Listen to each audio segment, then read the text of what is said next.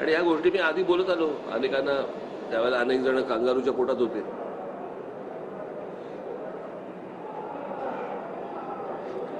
मराठा आणि ओबीसीचं जे राजकारण झालं यामुळे महाराष्ट्र वेगळ्या दिशेला न्यायचा प्रयत्न झाला. अर्थातच ना, मूळ जे विषय आहेत महाराष्ट्रासमोरचे जे विषय आहेत, आता आज फेब्रुवारी महिना सुरू आहे. महाराष्ट्रामध्ये दुष्काळाची परिस्थिती आहे, अत्यंत वाईट पाण्याची परिस्थिती आहे, बेरोजगारीचा प्रश्न आवासून उभा आहे महाराष्ट्रासमोर. या सगळ्या प्रश्नांकडे दुर्लक्ष करण्यासाठी जातीचे आधार घेतले जातात आणि सगळ्यांचं लक्ष उडवायचं. तुम्हाला आठवत असेल तर कसं आहे, माझ्या महाराष्ट्रामधल्या माझ्या मराठी मुलांना मुलींना याच महाराष्ट्रामध्ये नोकऱ्या मिळाल्या पाहिजेत, त्यांना शिक्षण उत्तम शिक्षण मिळालं पाहिजे, याची सगळ्यात श्रीमंत राज्य आहे.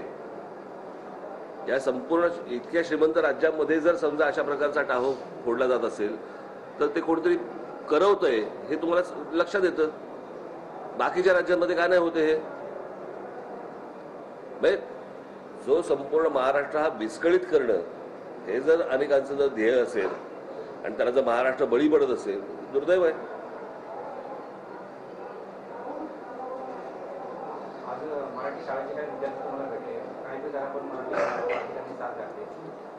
काल शिक्षकांना वाचवलंय.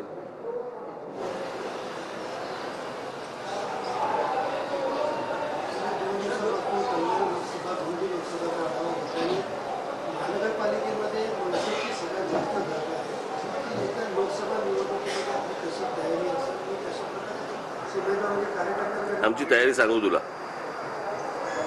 जाहीरपणे सांगू. तुमच्या ऑफिसमधल्या गोष्टी सांगता का रे तुम्ही आम्हाला?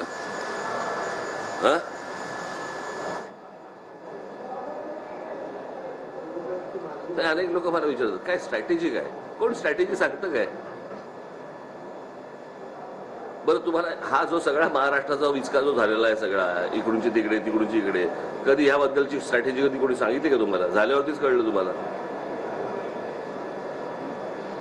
महिन्या 2 महिन्यावरती निवडणुका आल्या, पेशन्स ठेवा थोडा.